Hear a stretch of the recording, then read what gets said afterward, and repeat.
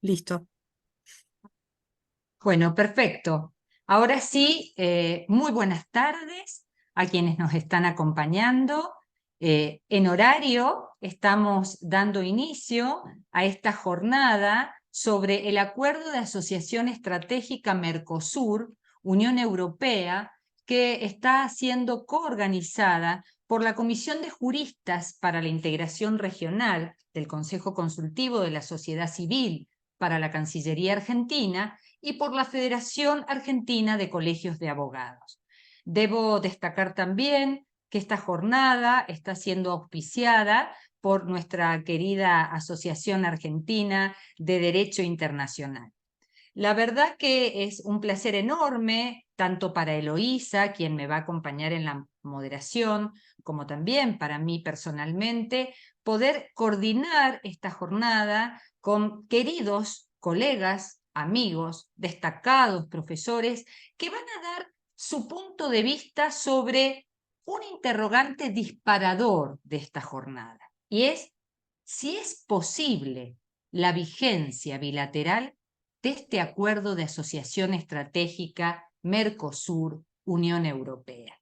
Y la verdad que esta pregunta, yo diría, va a estar actuando a lo largo de estas 2 horas que tengamos de jornada como un hilo conductor, como un eje convocante que tiene que ver con la posibilidad de que una vez firmado el acuerdo Mercosur-Unión Europea, o pueda entrar en vigor en momentos diferentes para cada una de las partes y en particular para cada uno de los Estados miembros.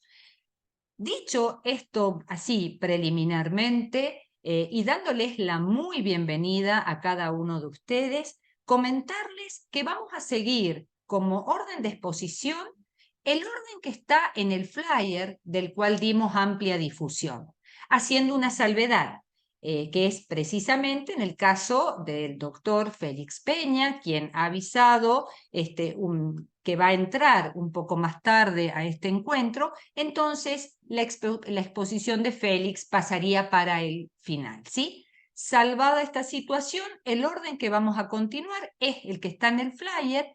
Cada expositor tiene 10 minutos. Aquí sí les pedimos que por favor seamos respetuosos de ese tiempo para poder escuchar con atención a todos. Es más, si no les es inconveniente y si alguno lo quiere, podemos perfectamente 1 minuto antes avisarles como para que puedan hacer el cierre. No lo tomen como una intromisión o de carácter un tanto irrespetuoso interrumpir, es simplemente con fines organizativos. Así que bueno, sin más y para no demorar, digamos, el curso de esta jornada, vamos a comenzar entonces dándole la palabra al primer expositor de la tarde, que tengo el enorme gusto de presentar, no solo porque es un reconocido especialista en la materia, sino porque también es un querido amigo, y es el doctor Alejandro Perotti. Alejandro, que como todos sabemos, y hay que hacer esta breve presentación, es abogado, máster en Derecho Comunitario por la Universidad Complutense de Madrid y doctor en Derecho por la Universidad de Buenos Aires. Es profesor titular de Derecho de la Integración en la Universidad Austral y también en otras universidades. Es miembro del estudio Alais y Torres Brizuela y abogado, miembro de número del Instituto Argentino de Estudios Aduaneros, miembro correspondiente del Instituto de Abogados de Brasil. Y además, en este caso y en esta actividad en particular, corresponde destacar que es el coordinador de la Comisión de Juristas para la Integración Regional, que es una de las entidades coorganizadoras y de la cual también tengo el gusto de formar parte como miembro titular. Así que, sin más, Alejandro, tienes la palabra para comenzar a responder este interrogante. Muchísimas gracias, Silvina. Con la venia de ustedes me permito compartir pantalla para ubicarme y ubicarnos en la exposición que trataré de responder juntamente con ustedes a este interesante e importante interrogante que nos han planteado los organizadores. Un pequeño agradecimiento a los organizadores por la invitación y también por traernos a colación este interrogante que ha concitado alguna tensión en alguna doctrina. No quiero comenzar sin antes referirme a que en el día de la fecha se cumple el 173 aniversario del paso a la inmortalidad del teniente general José de San Martín, principal héroe y prócer nacional. Una aclaración previa, no obstante que con certeza mi caro amigo Carlos Molina del Pozo se va a referir a este asunto, pero el acuerdo Unión Europea-Mercosur, en adelante del acuerdo, se divide en 3 pilares, o sea, pues en 3 pilares. El pilar 1 es cooperación, el 2 es diálogo político y el tercero el comercial. ¿Por qué es importante esta estructuración? Porque cuando hablamos de la vigencia bilateral, esto es que el acuerdo puede entrar en vigor para algún Estado parte del Mercosur que lo ratifique en primer término y así sucesivamente, solo se aplicaría para el pilar comercial, ya que es el único en relación al cual la Unión Europea tiene competencias exclusivas y por ello puede ponerlo en vigencia provisional tras la aprobación del Parlamento Europeo y el Consejo. En el resto de los pilares, al ser competencia exclusiva de los Estados o concurrente de los Estados con la Unión, requiere previamente la aprobación por los parlamentos nacionales de los Estados miembros de la Unión Europea, más la ratificación. En el caso del Mercosur, el acuerdo Unión Europea va a requerir, para el caso de los 3 pilares, el paso por los congresos nacionales y la posterior aprobación por los poderes ejecutivos de cada uno de los países. En realidad, en la práctica, la Unión Europea ya ha aceptado la aplicación provisional bilateral de un acuerdo similar en el aspecto comercial, que es el acuerdo, por ejemplo, con los países de Centroamérica, acuerdo que se firmó el 29 de junio del 2012. En el caso del Mercosur hay que destacar que los presidentes de los países del Mercosur ya consensuaron en aceptar la vigencia bilateral en la cumbre de presidentes que se llevó a cabo en Santa Fe en julio del 2019. Es más, esto quedó plasmado en un acta del Grupo Mercado Común, en el acta extraordinaria de la 52 reunión del GMC que tuvo lugar el 3 de diciembre del 2019. Vamos a ver qué pasa con la vigencia bilateral frente al derecho del Mercosur, que ha sido uno de los puntos que ha levantado alguna doctrina para oponerse a esta vigencia bilateral. En primer lugar, hay que decir que las normas del Tratado de Asunción deben ser obviamente interpretadas en función o teniendo en cuenta también las normas del protocolo de Europreto que establecen la posibilidad de que el Mercosur pueda en bloque, en conjunto, firmar acuerdos comerciales con terceros países. El artículo 1 del Tratado de Asunción, que es el que se esgrime como un valladar para poder aceptar la vigencia bilateral, establece, en lo que aquí corresponde, que el Mercosur implica el establecimiento de un arancel externo común y de la adopción de una política comercial común con terceros países. En primer lugar, hay que decir que el artículo 1 es aplicable ya en el Mercosur, no es necesario esperar a que seamos un mercado común para poder aplicarlo. En segundo lugar, la finalidad del artículo es que ningún Estado parte de forma unilateral o por fuera del Mercosur pueda modificar el arancel externo común o adoptar una política comercial en forma individual, una política comercial.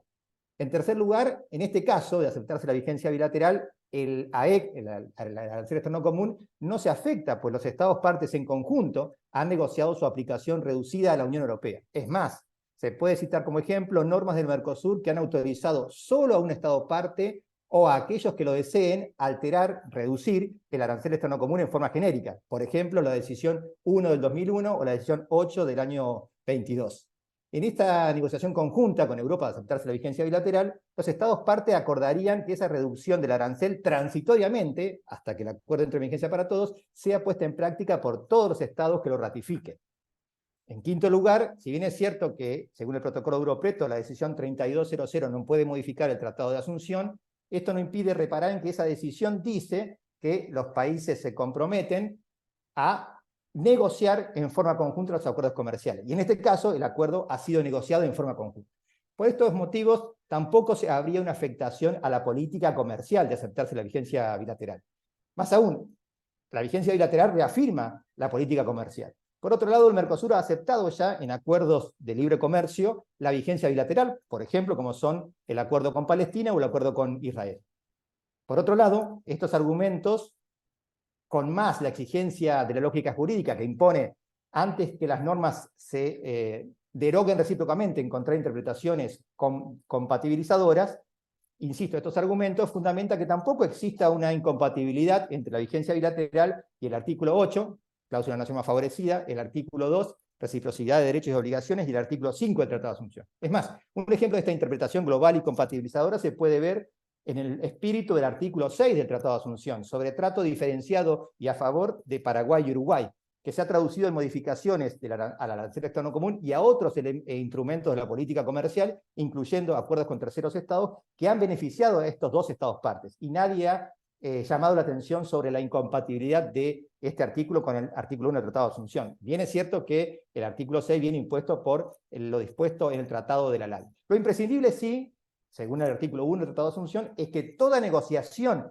se haga en forma conjunta. Cualquier opción de negociación individual o no en bloque, desde ya violaría el Tratado de Asunción, el Protocolo de Europreto y otras normas de derecho derivado. Por otro lado, el artículo 25 de la Convención de Viena, convención que es aplicable en el Mercosur en función del artículo 34.1 del Protocolo de Olivos, establece que las partes pueden disponer la aplicación provisoria de un tratado o una de sus partes. Y el artículo 18 de la misma convención prescribe la obligación de los estados de, antes de que el tratado entre en vigor, no adoptar normas que frustren el objeto o el fin del tratado. Con lo cual, si los estados partes decidieron conjuntamente negociar y firmar el acuerdo, se sobreentiende que harán los mayores esfuerzos para su pronta entrada en vigencia. Es decir, conculcaría la buena fe negocial, que es un principio cardinal del derecho internacional contractual, negociar y firmar un tratado y luego oponerse a su vigencia interna.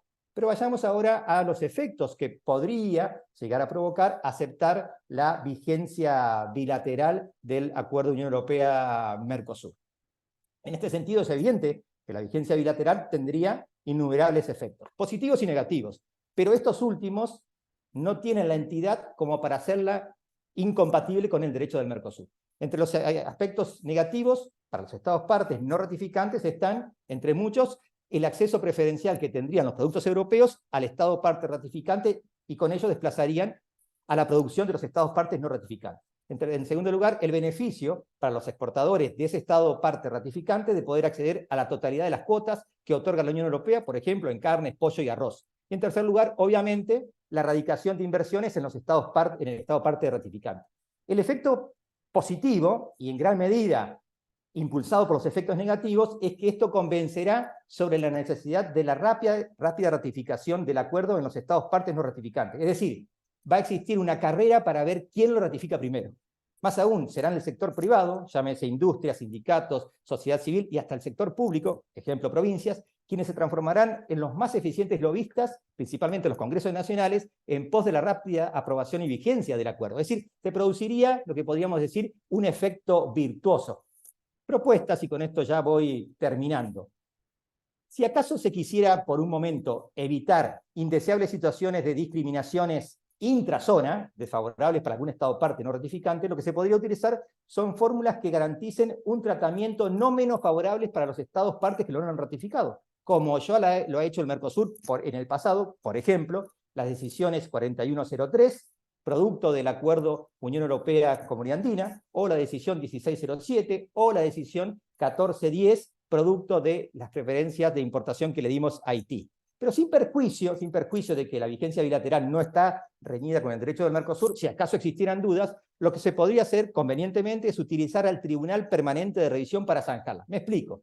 En su conferencia sobre la solución de disputas en el Acuerdo Unión Europea-Mercosur, que se llevó a cabo el 13 de agosto del 2020, en ocasión del aniversario de instalación del Tribunal del Mercosur, el miembro del Tribunal Washington Baleiro proponía que el Consejo Mercado Común elevara una opinión consultiva al TPR con relación a la compatibilidad genérica o general del acuerdo con el derecho del Mercosur. Bueno, podría utilizarse en este sentido, o podría proponerse que el Consejo Mercado Común o los estados partes actuando conjuntamente en los términos del reglamento del Protocolo de Olivos, pudieran elevar una opinión consultiva al Tribunal Permanente de Revisión consultándole, o para consultarle, sobre la compatibilidad de la vigencia bilateral con el derecho del Mercosur. Ello, además de echar luz sobre algún asunto con la interpretación del órgano supremo del Mercosur en materia hermenéutica, ayudaría a consolidar el tribunal. Y finalmente, la tercera propuesta que se podría también estudiar es dar un plazo perentorio para que un año o 6 meses después de entrar en vigencia bilateral, una vez que el primer estado parte de Mercosur lo ratifica, el acuerdo podría entrar en vigencia 6 meses después, como para dar un plazo prudencial a los países que no lo han ratificado de que lo hagan. Muchísimas gracias por la atención y desde ya, obviamente, quedo a disposición. para las preguntas, para la parte final, y espero haber respetado el tiempo. Alejandro, muchísimas gracias. 10 minutos clavados, exactos. Así que no solo gracias por el contenido de tu exposición, sino también gracias por el respeto del tiempo y por darnos tu visión sobre la compatibilidad jurídica de aceptar una cláusula de vigencia bilateral del acuerdo Unión Europea-Mercosur. Ahora sí le doy la palabra a Eloísa. Gracias, Silvina. Quería mencionar que se conectó el doctor Ricardo de Felipe, que es presidente en mandato cumplido del CUADEM, Colegios y Órdenes de Abogados del Mercosur, y expresidente de la FACA. Gracias, Ricardo, por estar presente. Bueno, me va a tocar... ¿Querés decir algo, Ricardo, brevemente? No te escuchamos. Perdón, que Ahí estoy... está. No, está bien. Muchas gracias, Eloísa, por la presentación y celebrar esta actividad académica con prestigiosos panelistas y expositores y fundamentalmente por la importancia que tiene difundir todo lo que es el derecho de Mercosur y la integración regional. Me sumo a esta actividad y continúo prestando toda mi atención. Muchas gracias por la consideración. Bueno, ahora sí voy a presentar, tengo el honor, me tocó a mí, de presentar al doctor Carlos Molina del Pozo, que fue profesor mío en Alcalá de Henares. Excelente curso.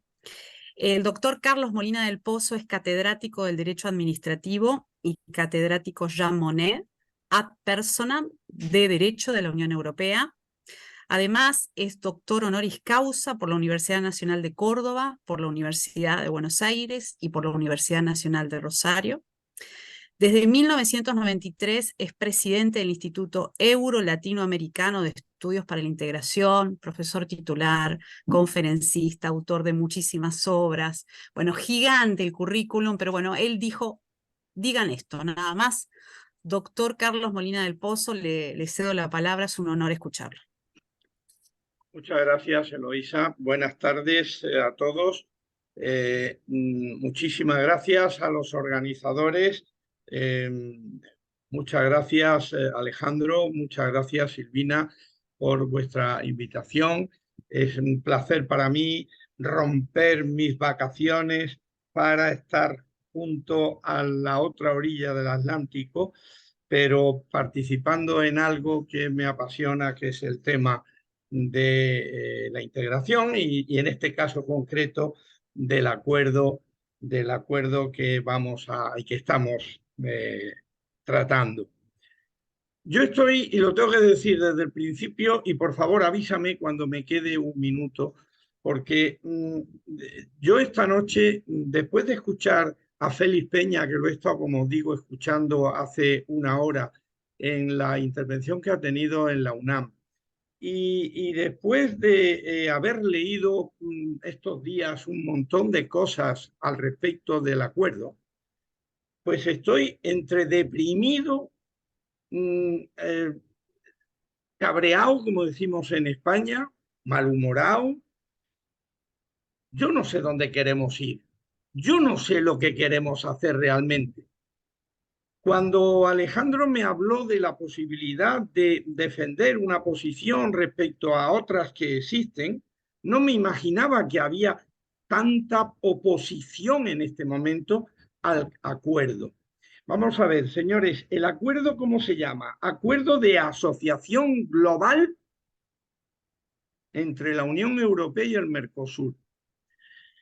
Yo admiro toda la argumentación jurídica que Alejandro Perotti acaba de hacer, demostrando claramente lo que se puede hacer.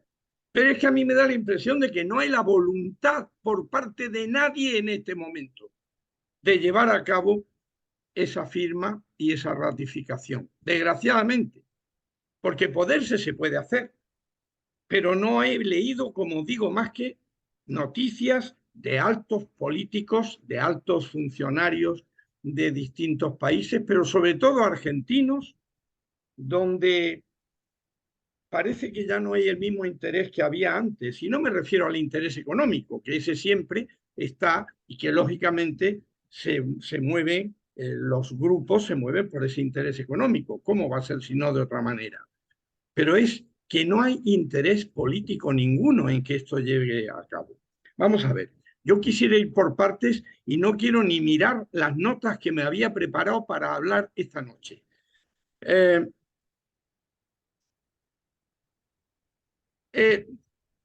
Tampoco sé por dónde empezar para querer hilvanar todo lo que quiero deciros en los 7 minutos que me deben quedar ya. Por un lado, la Unión Europea, y permitidme que os hable desde este lado, porque es el que yo más conozco y el que vivo. La Unión Europea, aparte de los intereses comerciales que tenga, económicos, por supuesto, como cualquier otro negociador de la otra parte, no quiere hacer acuerdos bilaterales con países del Mercosur. ¿Quién ha contado esa historia? Porque si los quisiera hacer, habríamos hecho como se hizo con la Comunidad Andina, llegar a acuerdos con Perú o con Colombia y no con la Comunidad Andina. Nosotros lo que queremos es un acuerdo con el Mercosur como grupo, como proceso de integración o de cooperación para la integración. No queremos hacer acuerdos bilaterales. Si se entiende la aprobación bilateral provisional como una especie de antesala a lo que pueda ser la ratificación, yo pongo mis dudas de que en Europa eso lo vayan a aceptar, al menos tal como está el planteamiento de los últimos 20 y tantos años. Es que, perdonadme, yo he vivido desde el 15 de diciembre del 95, lo digo una vez más, aquella firma de aquella voluntad política de llevar a cabo un acuerdo birregional,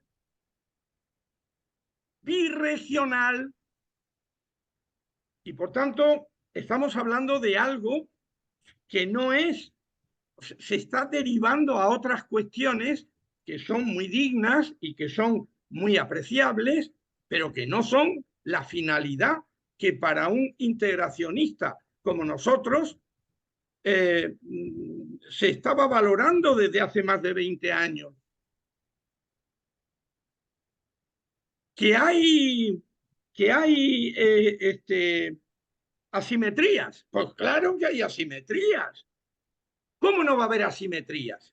Pero si existen asimetrías, no ya entre las dos partes o entre los países de los dos, iba a decir de los dos bandos. Estoy hoy con la política española en la cabeza, que la he pasado toda la mañana y me salía lo de los dos bandos. Perdonad. Por supuesto que hay asimetrías entre las dos partes. ¿Cómo no? Pero también tenemos asimetrías en Europa entre nosotros mismos. Pero eso no impide que se lleve adelante un proceso de integración. Precisamente la integración está para eso, para ir disminuyendo las asimetrías, para que se apliquen principios de solidaridad, de igualdad, etcétera, etcétera, y se pueda llegar a tener un acuerdo birregional.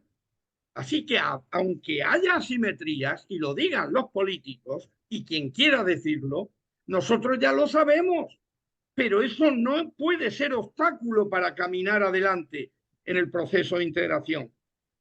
Lo que hay que ver es si hay o no hay interés público, político, por las dos partes en llevar a cabo el acuerdo y terminarlo ya de una vez. Parece que estamos enquistando ahora desde el mes de abril con la propuesta de instrumento conjunto adicional para la sostenibilidad que Bruselas se le ocurrió sacar para adecuar el contenido de lo ya acordado en el 19 con lo que ha sido posteriormente la aprobación del Pacto Verde en Europa.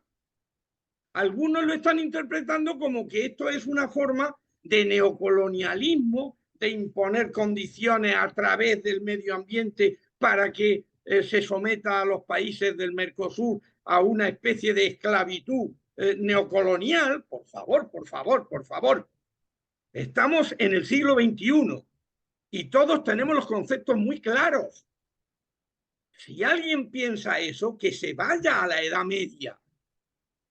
No puede seguir en el siglo XXI y hablando de procesos de integración y de acuerdos birregionales.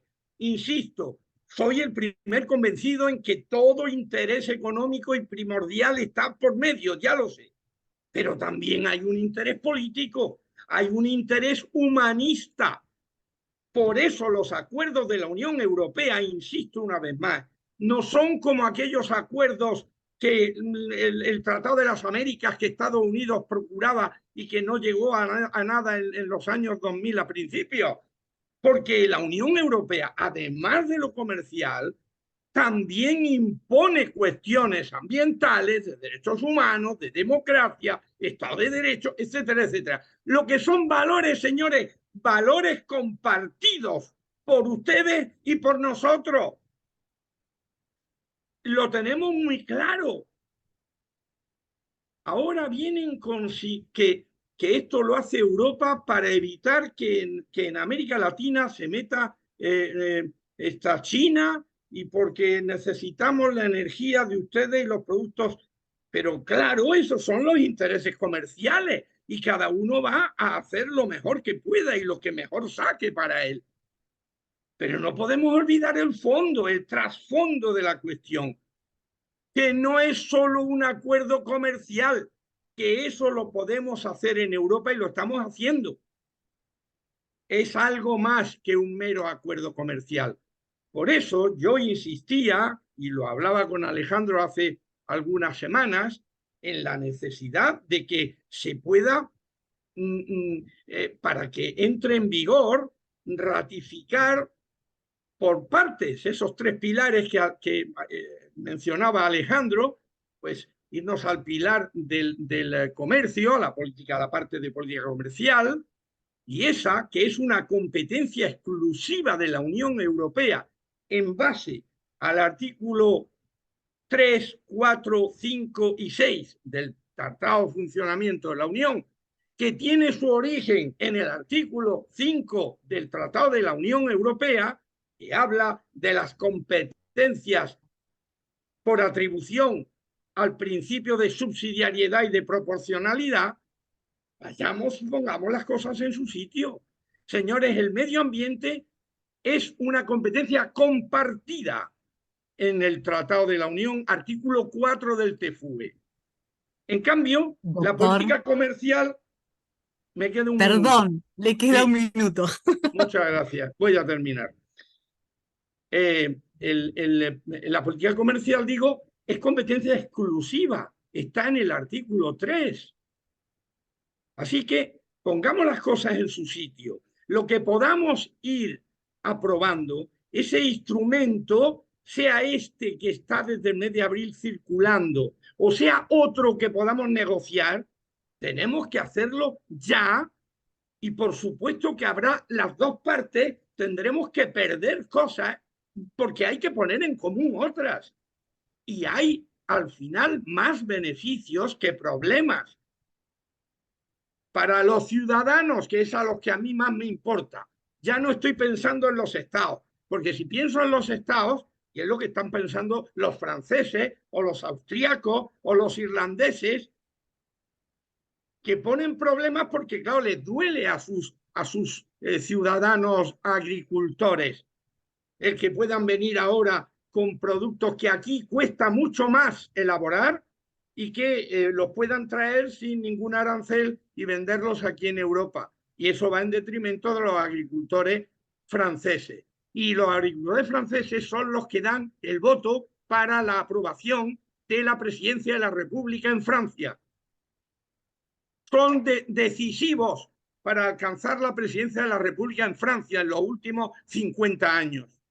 Por tanto, los agricultores franceses y el señor Macron están defendiendo una posición que es, bueno, ridícula, porque ya lo sabemos, todos queremos que nuestros agricultores vivan mejor y que sean competencia leal y no desleal, que haya una igualdad de trato en la libre circulación de los productos, y la agricultura es uno de ellos. Y el medio ambiente también. Pero, señores, y termino, el medio ambiente, el Pacto Verde, no es una excusa, es que estamos en la misma línea del Tratado de París del 2015 y eso se quiere imponer porque es Naciones Unidas quien está diciendo que hay que imponerlo, no porque lo quiera la Unión Europea. La Unión Europea está llevando a cabo la gestión, si ustedes quieren, para precipitar el llegar a los objetivos previstos en 2030 y 2050. Y lo ha puesto como exigencia a través del Pacto Verde. Y estamos todos aquí porque estamos obsesionados en Europa con el tema ambiental desde hace ya por lo menos 20 años. Y ahora estamos súper obsesionados y queremos que ustedes también se vinculen y de hecho están vinculados porque ustedes están también en el Acuerdo de París. De eso se trata. Ahora que en Brasil pues ya no está Bolsonaro como negacionista, que antes era el problema que efectivamente existía. En fin, después en el debate podemos hablar de muchas cosas. Yo me he preparado de verdad un montón de notas para esta noche, pero ni he hablado de las notas porque estoy muy... Quizás yo sea un romántico del proceso de integración y de la amistad y de los valores y principios que compartimos entre el Mercosur y la Unión Europea.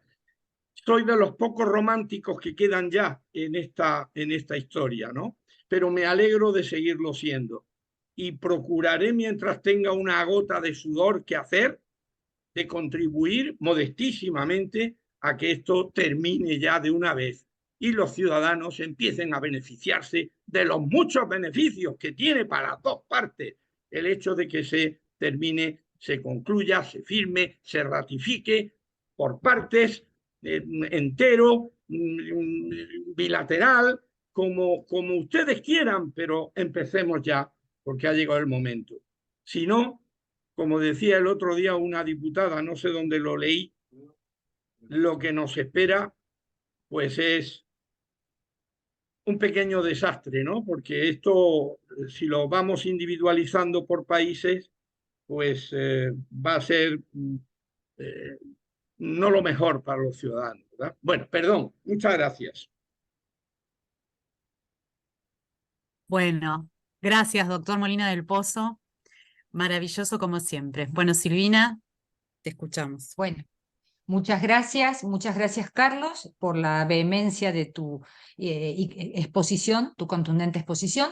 Antes de presentar al próximo expositor, que es nuestro querido profesor y amigo Roberto Ruiz Díaz Labrano, agradecer la presencia del profesor Gualtiero Martín Marchesini, que es justamente quien junto a Alejandro Perotti están en la conducción de la Comisión de Juristas de Integración Regional. Ahora sí, muy rápidamente, tengo el gustazo enorme de presentar a este querido profesor y amigo de Paraguay, Roberto Ruiz Díaz Labrano. Todos lo conocemos, pero amerita su presentación en breves líneas. Doctor en Ciencias Jurídicas por la Universidad Nacional de Asunción y ex miembro y presidente del Tribunal Permanente de Revisión del Mercosur. Además de su vasta carrera docente, en ella destacaría su carácter de profesor titular de Derecho de la Integración de la Facultad de Derecho y Ciencias Sociales de la Universidad Nacional de Asunción, de la cual además ha sido vicedecano y miembro del Consejo Directivo. Es miembro de la Academia Paraguaya de Derecho justamente de ese país y miembro honorario de la Asociación Americana de Derecho Internacional Privado. Vicepresidente actualmente del Instituto Euro-Latinoamericano de Estudios para la Integración, el EPI, que preside nuestro querido amigo Carlos Francisco Molina del Pozo y del cual también tenemos el honor de ser parte. Roberto, tienes la palabra, empiezo a contabilizar los 10 minutos. Bueno, en primer lugar, y es obligatorio que lo diga, muy agradecido por esta invitación, sobre todo para compartir con tan distinguidos profesores y sobre todo queridos amigos, ¿verdad? Todos preocupados por el tema de la integración en sí. Yo podría sintetizar diciendo, simplemente me remito a lo dicho por Alejandro Perotti, que realmente, como siempre, es un estudioso y es una persona que va en las particularidades de la integración, lo cual no es tan común. O sea que realmente, y también me precedió el querido amigo y estimado profesor Carlos Molina del Pozo, que nos da ese sentimiento de lo que debe ser realmente la integración. Y a mí realmente me preocupa todo lo que ha dicho Carlos Molina, en el sentido de que es hora que este acuerdo tenga un resultado. Me cuesta mucho entender a veces la burocracia, ¿verdad? Y me cuesta mucho entender cuando se ha negociado tanto, se ha estudiado tanto, se ha acordado tanto y se ha avanzado tanto y nos encontremos en este momento analizando si el acuerdo puede entrar o no en vigor de forma bilateral. Y aquí tendríamos que tener una doble óptica. La óptica desde el Mercosur, que en ese sentido me remito íntegramente a lo dicho por Alejandro, ¿verdad? Conste que yo creo, de verdad, que sería impresentable que el Mercosur no ratificara, algunos de los países del Mercosur no ratificaran la hipótesis que esa fuese la exigencia para la entrada en vigor del acuerdo. Pero suponiendo que fuera así, bueno, las posibilidades están ahí dadas, no creo tanto en ellas. De verdad pienso que el Mercosur no se puede presentar, es impresentable la posibilidad de que fueran ratificados solo sobre algunos países del Mercosur. Más allá de la posibilidad de que este acuerdo pueda entrar eventualmente considerado de forma bilateral, ¿verdad? Y también está el otro verdadero problema, la otra óptica, la óptica europea, la óptica de la Unión Europea, ¿verdad?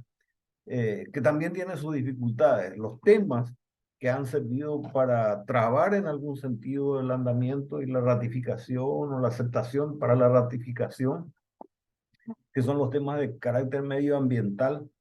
Creo que ese tema en particular está en alguna medida superado por el cambio de gobierno en Brasil, ¿verdad?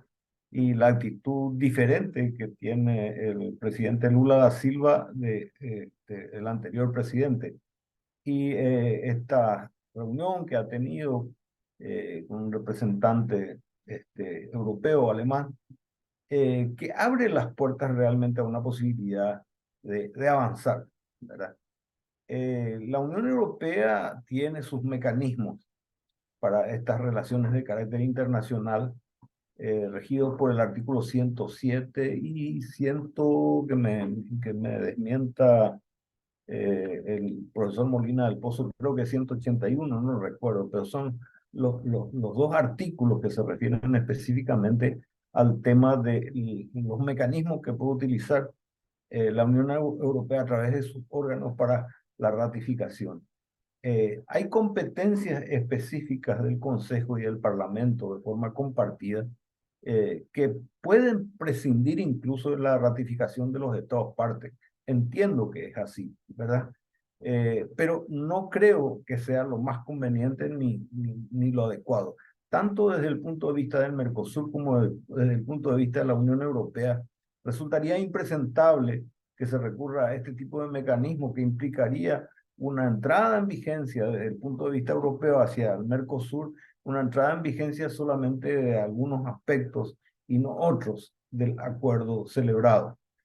Desde este punto de vista, yo creo que es el momento en que la actuación de los representantes del Mercosur debe tener una labor de verdaderamente de convencer de la necesidad de suscribir de una vez por todas, ratificar de una vez por todas este acuerdo.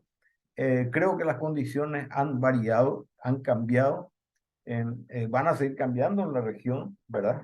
No creo que haya un obstáculo propiamente en el Mercosur, porque, como vuelvo a repetir, el Mercosur no se puede presentar diciendo no hay un Estado que no va a ratificar. No me pasa por la cabeza semejante cosa. Así como no me pasa tampoco la posibilidad de que la Unión Europea recurra en este acuerdo en particular, que tiene mucho contenido, no solamente comercial, sino también político, que se pueda presentar solamente acordando el Consejo y el Parlamento y solo parcialmente la entrada en vigor de partes del acuerdo. Mi punto de vista es claro, o sea, no se me pasa por la cabeza, aunque es posible, acuerdos de naturaleza bilateral. No se me pasa por la cabeza que la Unión Europea pueda presentarse utilizando este mecanismo especial y esta posibilidad, aunque es posible. Digamos que estamos en una suerte de incertidumbre donde la labor diplomática va a ser lo más importante. Creo que las condiciones, especialmente del lado del Mercosur, se van a dar. O sea, hay condiciones para que eso se pueda dar. Pero esas condiciones también hay que trasladarlas al plano diplomático con los estados de la Unión Europea, miembros de la Unión Europea, perdón, ¿verdad? De modo tal que tenga un resultado positivo. Este acuerdo ya demorado, extremadamente demorado, yo creo que ya no admite más discusiones. Ni siquiera abrir la posibilidad de que pudiera haber acuerdos de naturaleza bilateral. Yo creo que todos los que estamos en la integración y todos los que estamos trabajando por la integración, deberíamos comenzar a apostar al hecho de que basta, se terminó, hagamos las cosas de una vez y lleguemos a que este acuerdo sea ratificado y que entre en vigencia. Sus bondades ya han sido discutidas, ya se ha llegado a un acuerdo tan puntilloso que yo no sé qué más se puede pedir a este acuerdo. Y tampoco las condiciones políticas, porque las inquietudes de algunos de los estados creo que han venido cediendo, o por lo menos hay situaciones diferentes políticamente y también sobre la actitud, especialmente del Brasil con relación a los problemas medioambientales. Y esto sería un camino como para que este acuerdo finalmente sea ratificado por todos los estados europeos y por todos los estados partes del Mercosur. Eso es todo, por ahora.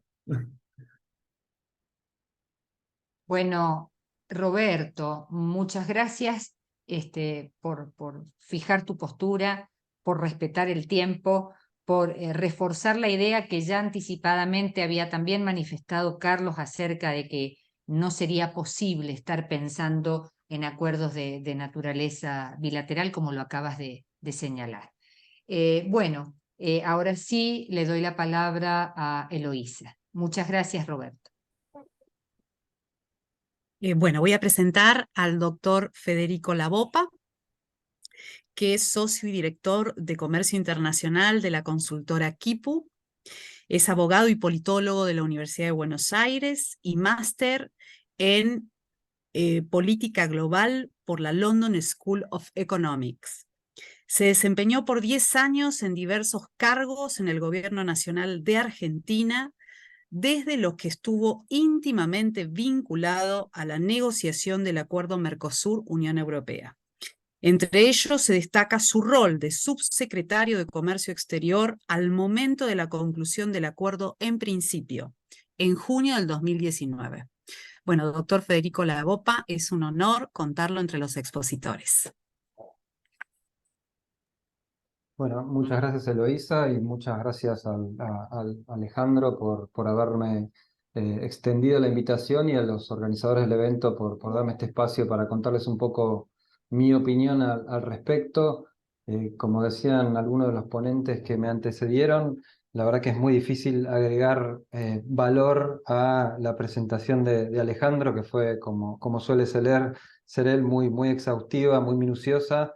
Así que quizás voy a hacer una trampa y voy a hablar muy poco de la pregunta del seminario, y no sé si soy el primero que lo estoy haciendo que lo va a hacer, pero voy a cumplir con ese objetivo central, que es contestar esa pregunta mínimamente y después dejarles un par de reflexiones quizás donde creo que puedo aportar algo más interesante que la discusión jurídica, en la que seguro ustedes están mucho más involucrados que yo.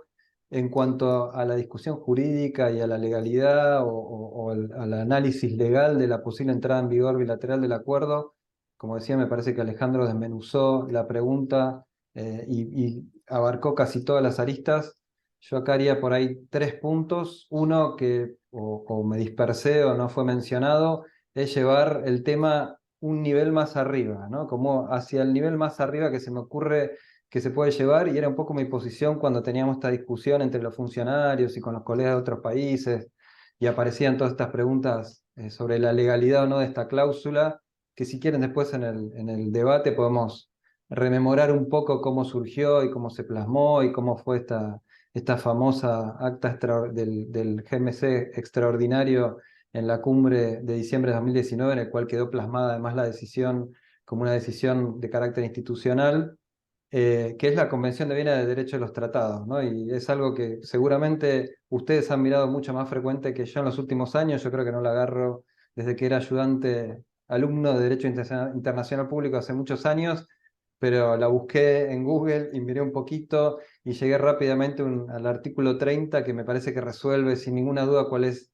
la situación de esta cláusula, y es que las partes en un tratado obviamente pueden derogar o modificar un tratado anterior siempre y cuando todas las partes sean partes de ambos tratados, y esto no cambia si es que hay en este segundo tratado partes contratantes que no hayan sido parte del primer acuerdo. Es decir, que si los 4 socios de Mercosur terminan concluyendo un tratado internacional que dice que este acuerdo va a poder entrar en vigor de manera bilateral, toda la discusión sobre si esto es consistente o no con el derecho de Mercosur, con el Tratado de Asunción, con las decisiones del GMC y con todo el bagaje jurídico que ustedes pueden mencionar, me parece que queda superado solo por este hecho puntual de que los 4 socios de Mercosur en un tratado posterior decidieron que esto podía suceder.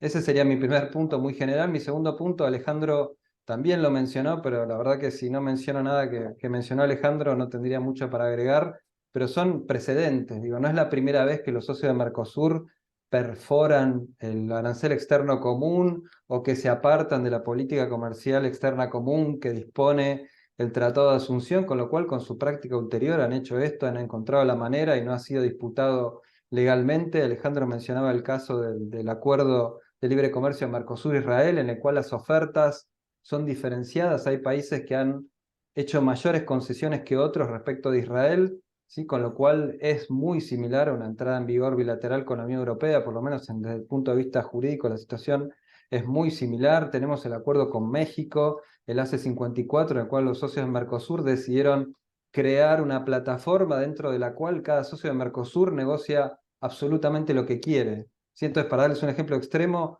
Paraguay, por ejemplo, nunca logró arrancar su negociación de desgravación arancelaria con México, con lo cual los otros 3 socios de Mercosur tenemos un acuerdo con grandes concesiones, en algunos casos que se acercan al libre comercio, y Paraguay nunca arrancó esta negociación, con lo cual me parece que es un equivalente casi obvio de lo que podría pasar en una entrada en vigor bilateral con Mercosur, Unión Europea. Hay multiplicidad de otros ejemplos, uno más reciente, si quieren que nos pongamos estrictos en la legalidad de todo esto, en la negociación actual con Corea, la forma en la cual se encontró para destrabar una negociación en la cual Argentina no quería avanzar y los otros socios de Mercosur sí, es que los 3 socios que querían avanzar siguieran en la negociación de bienes y desgravación arancelaria de bienes, y Argentina se apartara de la negociación de bienes y no participó más, con un gran interrogante de a dónde conduce este camino. Pero lo cierto es que los socios de Mercosur de nuevo decidieron avanzar en un formato 3-1, diría,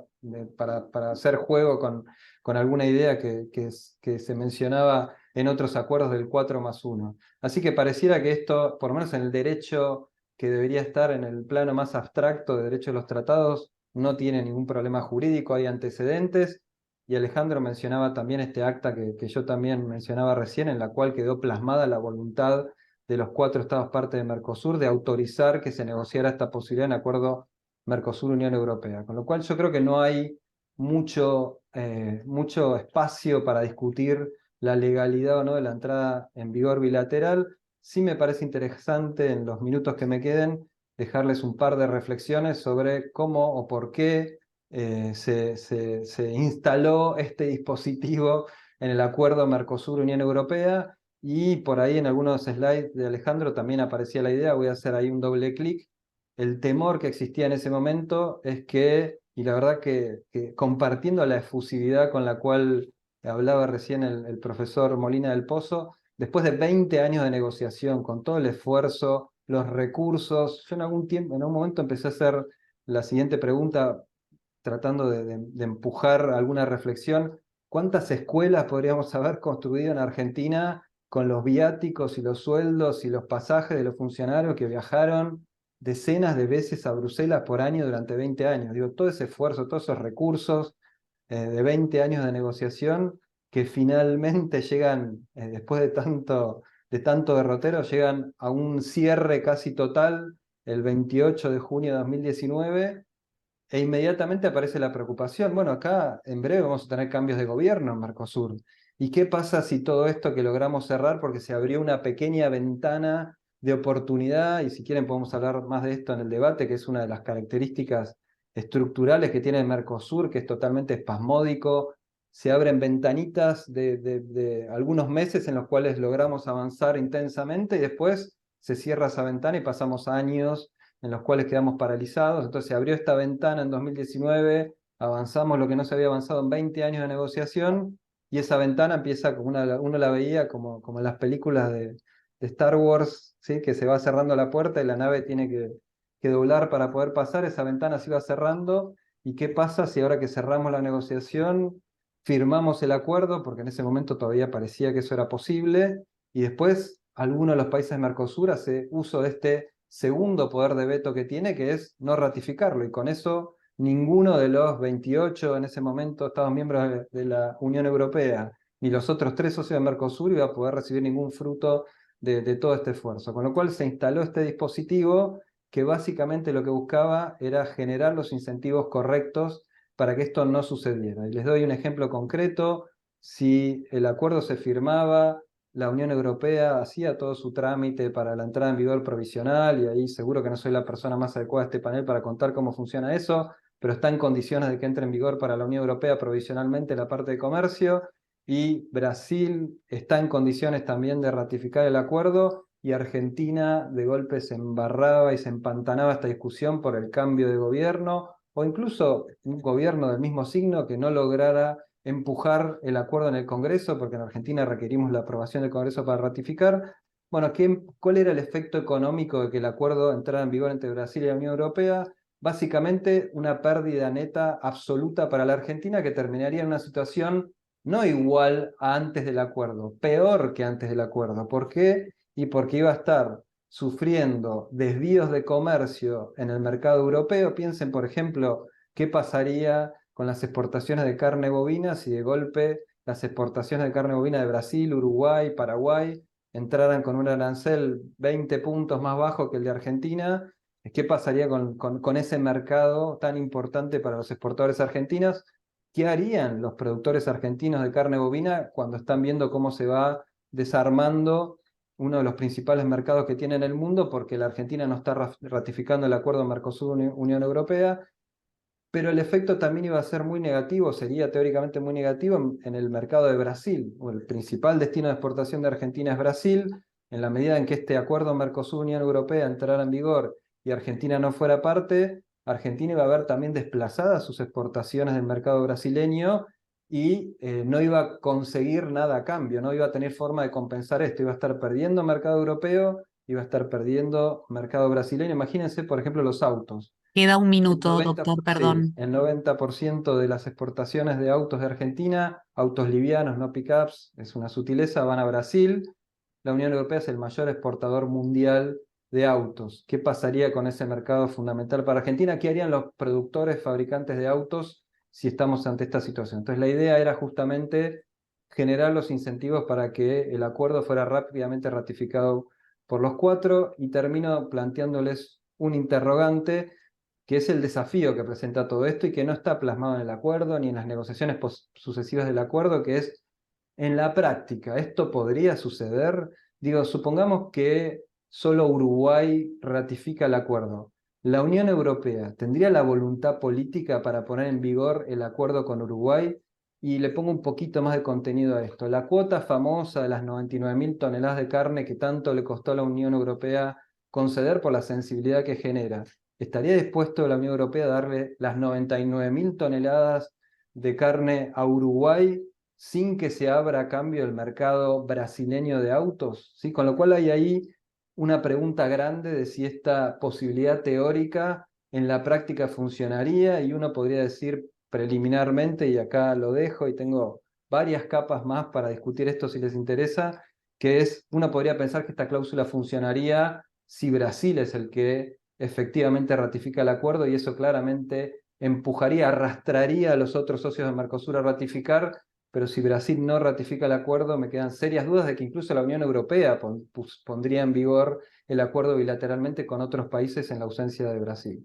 Lo dejo por ahí, como les decía, tengo guardados varias capas de argumentos, de discusiones que he tenido durante años sobre este acuerdo, por si quieren profundizar en algún aspecto. Gracias.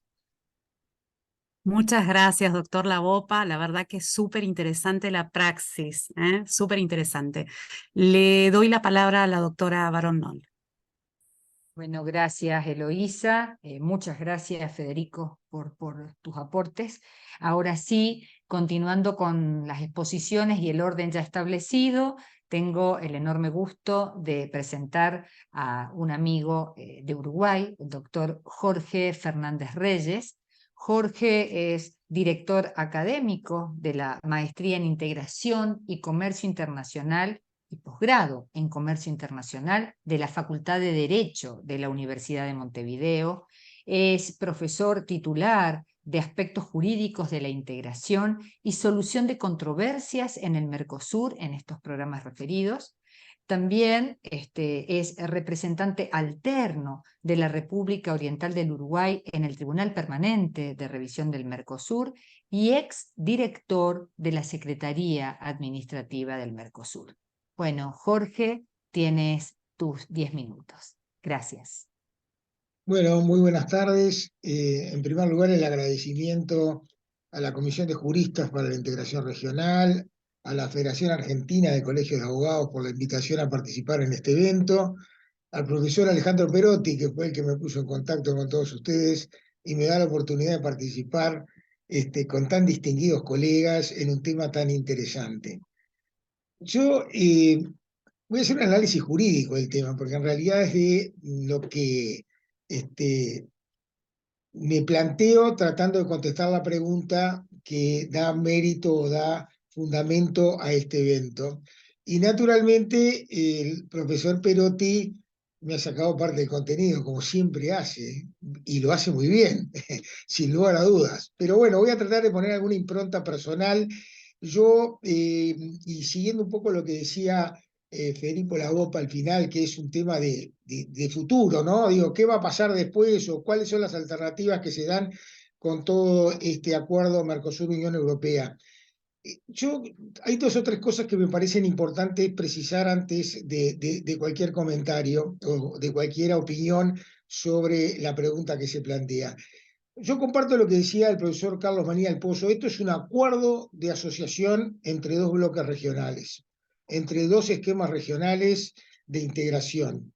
Un acuerdo de asociación interregional muy importante, que además tiene muchos antecedentes y que tiene tres pilares, como bien decía Alejandro. La parte comercial, que tiene una particularidad además de la posibilidad de que el Parlamento Europeo y la Comisión sean los que lo aprueben sin pasar por el resto de los parlamentos de los países de la Unión Europea. Y el componente de cooperación y de política. Acá parecería ser, yo la verdad que no lo he visto, porque no he visto el acuerdo en esta parte, que está prevista la posibilidad de una cláusula que permita esta vigencia bilateral. Yo parto del supuesto, desde el punto de vista jurídico, de que no hay ningún impedimento para que exista esa cláusula, para que las partes en el acuerdo de asociación prevean la existencia de esa cláusula. Yo comparto la preocupación que puede tener la incorporación de esa cláusula en términos de el orden interno del Mercosur, en términos de que pueda haber algún país que ratifique parlamentariamente el Mercosur, el acuerdo, y otros no lo hagan. Pero eso es un tema interno, es un tema de orden interno. El Mercosur lo tiene que resolver como ha resuelto otros temas similares a lo largo de esta larga historia que tiene el Mercosur de más de 30 años. Entonces, y yo acá quiero poner una impronta en términos del proceso de esta aprobación del acuerdo de asociación Mercosur-Unión Europea.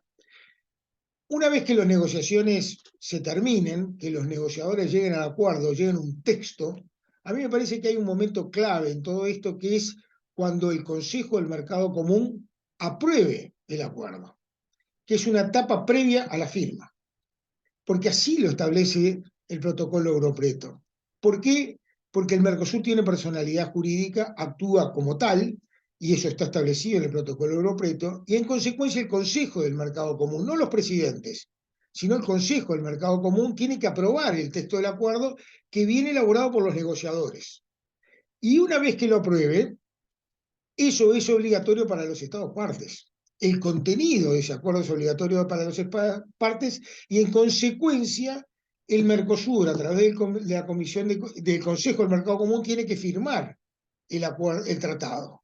Son dos etapas distintas. Una es la aprobación en el seno del Consejo y otra es la firma del tratado del acuerdo de asociación en representación el Consejo del Mercado Común del Mercosur. Y después viene el proceso de ratificación parlamentaria.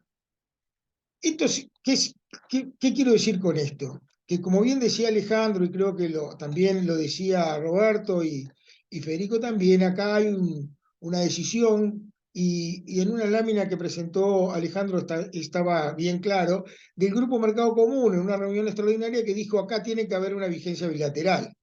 Y Federico explicaba el porqué de la inclusión de esta cláusula de vigencia bilateral. Y me parece muy razonable, porque podrían haber dicho, vamos a hablar de vigencia simultánea, o a partir de que firme el segundo, que se ratifique el segundo de los países. Digo, hay muchas alternativas. Una de ellas era la vigencia bilateral. Si esta está contenida en el acuerdo, y repito lo que dijo Alejandro y lo que hizo Federico, la Convención de Viena, el derecho de los tratados, expresamente lo permite. Esta es una facultad que tiene el Mercosur, esta es una facultad que tienen los Estados parte del Mercosur, que por consenso tienen que llevarla adelante cuando aprueben el acuerdo que negociaron los negociadores. Entonces, a mí me parece que del punto de vista jurídico, si esta es la voluntad del Mercosur aprobada en esa acta de una cumbre de Santa Fe, creo que fue a mediados del 2019 o 2020, no recuerdo ahora exactamente, pero Alejandro lo ponía bien claro en una de las láminas. Bueno, si esa es la voluntad del Mercosur, de los órganos decisorios del Mercosur, y si eso se aprueba en la sede del Consejo del Mercado Común, luego será plasmado en el acuerdo con la firma por parte del Consejo del Mercado Común. Y a partir de allí, claramente se puede aplicar sin ningún tipo de restricciones. ¿Por qué? Porque jurídicamente no hay nada que lo impida. En consecuencia, esa facultad expresada por los Estados partes en el acuerdo de asociación válidamente puede ser cumplida, y no creo que haya ningún tipo de restricción o obstáculo para que exista esa cláusula de vigencia bilateral. Es más, ya ha habido algunas expresiones anteriores en cuanto a que hay antecedentes en ese sentido, el acuerdo con Israel, el propio acuerdo con el EFTA, es decir, bueno, hablaban del acuerdo con México, es decir, digo, los antecedentes existen no solamente en el ámbito del Mercosur, sino en derecho internacional. Podemos encontrar varias de estas situaciones en las cuales existen vigencias bilaterales. Yo reconozco que se han planteado algunas preocupaciones con respecto a este tema en cuanto a cuáles son las consecuencias o los efectos de una vigencia bilateral. Y leyendo algún artículo a la que tuve acceso, se habla de la dimensión existencial y la dimensión metodológica. En realidad creo que eso no, del punto de vista conceptual, no guarda relación con lo que es el Mercosur a lo largo de estos 30 años. Es decir, no solamente el punto de vista política de la integración, como política de la integración, hemos tenido apartamientos de lo que es la metodología que pudiera ser un proceso de integración, o de lo que pudiera ser esa existencia del Mercosur o ese afecto societatis que reivindicamos en forma reiterada y a veces no la aplicamos, y para eso pecadores tenemos varios, ¿no? Digo, pasar por el confesionario tendríamos que pasar todos, sin excepción. Pero bueno, entonces yo no creo que eso sea un argumento para descartar, cuando jurídicamente se puede, la famosa vigencia bilateral del acuerdo de asociación. Se habla también de que se afecta a la unión aduanera del Mercosur. Yo creo que eso no responde a una realidad, porque hablar de la unión aduanera del Mercosur es hablar en forma equivocada. Yo no creo que el Mercosur esté en el estado de profundización de una unión aduanera. Es decir, hablamos de una unión aduanera imperfecta, hablamos de una zona de libre comercio imperfecta. Si nosotros revisamos el concepto de unión aduanera en el marco del GATT-OMC, el Mercosur a lo que no se parece es unión aduanera. No es un solo territorio aduanero, sin ningún lugar a duda. Entonces, digo, no puede ser eso un argumento para decir, cuidado, si aplicamos la cláusula de vigencia bilateral, estamos afectando a la unión aduanera del Mercosur. Menos aún el tema del arancel externo. Yo creo que el Mercosur tiene un proceso de convergencia hacia un arancel externo común, pero tiene 4 aranceles externos comunes: el cero, el máximo, las listas nacionales, etcétera, etcétera. En consecuencia, yo no veo cuál es la afectación al arancel externo común que se puede realizar con la vigencia bilateral. Tampoco me parece que el artículo del Tratado de Asunción que habla de la reciprocidad de los derechos y obligaciones, Alejandro también ponía algún ejemplo en ese sentido, me parece que es decir, manejar un principio que de alguna forma es un principio rector de las negociaciones, pero mantiene la posibilidad de las excepciones como ha sido aplicado reiteradamente en el Mercosur, desde sus inicios, cuando aprobamos un programa de liberación comercial donde Argentina y Brasil tenían un régimen de excepciones, Paraguay y Uruguay tenía otro. Ya desde el inicio esa reciprocidad de derechos y obligaciones no es así. O sea que, digo, a título de conclusión, de alguna forma, en primer lugar, no existe ningún impedimento jurídico para aplicar una cláusula de vigencia bilateral. Eso parece de una claridad meridiana del punto de vista del derecho aplicable a estos mecanismos de integración, a los tratados de derecho internacional. Yo creo que una vez aprobado por el Mercosur y por la Unión Europea un acuerdo de asociación que tenga la vigencia bilateral, podremos tener que realizar algunos ajustes internos, porque naturalmente, si no hay una aprobación prácticamente simultánea de los 4 estados partes del Mercosur, se van a generar, digamos, inconsistencias en el régimen que se aplique internamente. De cualquier forma, eso no puede ser un impedimento para que esta cláusula de vigencia bilateral, que yo iba a tratar de explicar cuál era para mí el fundamento, pero Federico Lavolpe lo explicó muy claramente, es tratar de alguna forma, no, es decir, evitar la aplicación de un acuerdo de asociación que es altamente favorable, deseable, es casi una ansiedad que tenemos todos de que esto culmine, yo diría, de una vez por todas, hablando casi como la gente joven. A veces a mí me cuesta explicarle a los estudiantes cómo es que demoramos más de 25 años en cerrar un acuerdo de asociación estratégica entre 2 bloques regionales, que además la historia de Europa, Iberoamérica y del Mercosur no nos desune, nos une. Tenemos una historia cultural, social y a lo largo del tiempo económica, política, una identidad que no parece razonable, y lo reitero, me cuesta explicarle cómo hemos demorado 20 años o más de 20 años en poder lograr la firma de un acuerdo de asociación de estas características. Bueno, no sé si me pasé el tiempo, estuve ahí, agradezco Estamos. esta idea de dejar en claro, pero con una visión más jurídica que de otro punto de vista. Muchas gracias. Bueno, muchas gracias, Jorge, por dejar en claro también tu postura acerca de que desde el punto de vista jurídico no existen, ¿no es cierto?, impedimentos para que se acuerde una vigencia bilateral, más allá de las preocupaciones que eso sí has dejado expuesta puedan generar hacia, digamos, el interior de cada uno de los estados, ¿no? Bueno, le paso la palabra a Eloísa para presentar sí a Ricardo Arredondo. Gracias, Silvina. Bueno, el doctor Ricardo Arredondo es miembro permanente del Servicio Exterior de la Nación. Actualmente se desempeña como cónsul general de la República Argentina en Vancouver. Es doctor en Derecho de la Universidad de Buenos Aires. Es profesor de estudios internacionales en la Simon Fraser University de Canadá. Es miembro consejero del CARI. Es miembro de la Asociación Argentina de Derecho Internacional. Es autor de libros y más de 100 artículos en revistas especializadas.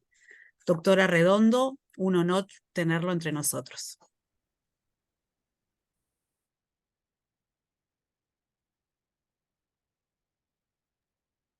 Perdón, estaba El muteada. micrófono. Eso, estaba silenciado. Sí, exactamente. Bueno, muchas gracias, Eloísa, por esta presentación. Quiero agradecerle a la Comisión Internacional de Juristas para la Integración Regional y a la Federación Argentina del Colegio de Abogados por la invitación a participar en este evento, y en particular a mis queridos amigos Silvina Baronoli y Alejandro Perotti, que han sido los artífices de que yo esté acá hoy con ustedes. Tengo algunas discrepancias con algunos de las personas que hablaron antes que yo, pero también tengo muchas coincidencias. Y algunas de esas coincidencias las van a ver reflejadas. Yo he preparado una presentación que voy a compartir con ustedes, y quisiera digamos, en estos 10 minutos no voy a entrar en lo que son los efectos o no de una entrada en vigencia bilateral de un acuerdo, pero sí me quiero referir también en términos quizás más jurídicos que económicos políticos. Y antes de empezar con todo esto, quiero hacer un caveat o un disclaimer, y es que estas palabras que estoy pronunciando son absolutamente a título personal.